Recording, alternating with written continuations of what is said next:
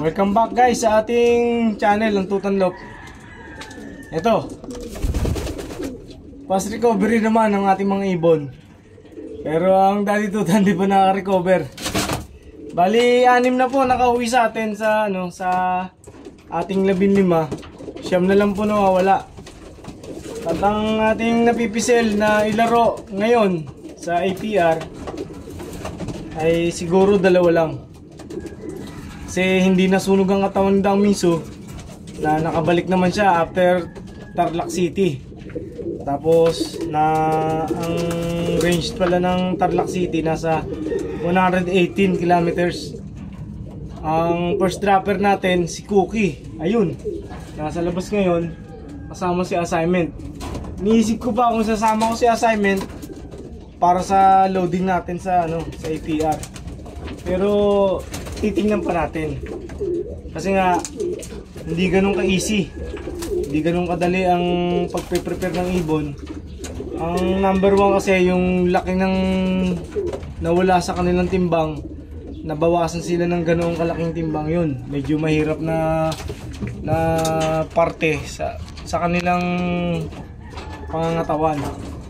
Ang fast recovery, kailangan natin ng mabigyan sila ng gusto nilang pagkain. Malaki sila kumain nun, bawa malaki sila kumain ng grains, doon ang dadagdagan natin.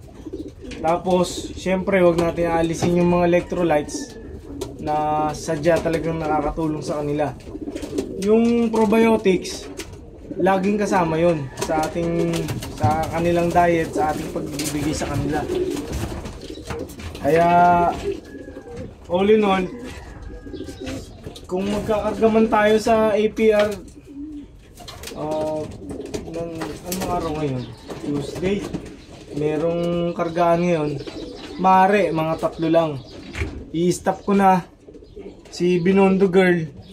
Hindi pa nakaka-recover. Si pangalan mo andito si Black APR.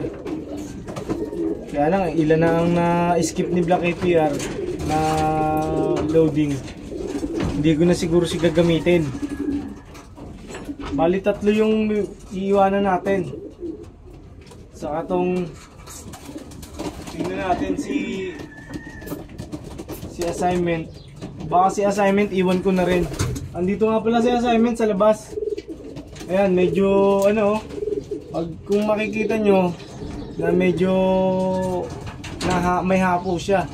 Yung kanyang tuka may slight G-slate na ganyan galing sa lipad. Ibig sabihin hindi pa siya fully recovered. Ang kanilang body motion yun lang magtuturo sa atin na eto kailangan Daddy Tutan. Hindi maganda pakiramdam ng ibon na ito. Makikita natin at our own very own eyes. Kailangan natin makita yon. Ang ating Cookie, mayroon siyang itlog dito. Ang asawa niya, ito si Boss N. Ang ibon natin na naka-schedule siya ilaro sa sa South. Ganda ng katawan ni Boss N, parang hindi naglilimlim Ayan po si Boss N, ang ibon natin na sadya po talagang lumaki na yata sa loob. Pero titingnan pa natin kung ano pa magagawa natin sa ating pag-iibon.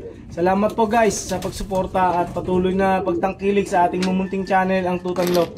Nasadya po talaga nagpakuha ng video ang ating Nightbird, 2 piraso. Salamat po sa pagsuporta. At naniniwala po tayo sa isang pangarap kasi nga libre lang yan. Kahit na alam natin pamahal ng patuka. Okay lang tayo doon. Shogunai. Walang magagawa.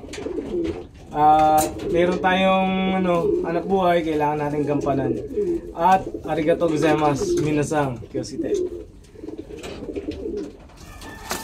Thank you so much guys.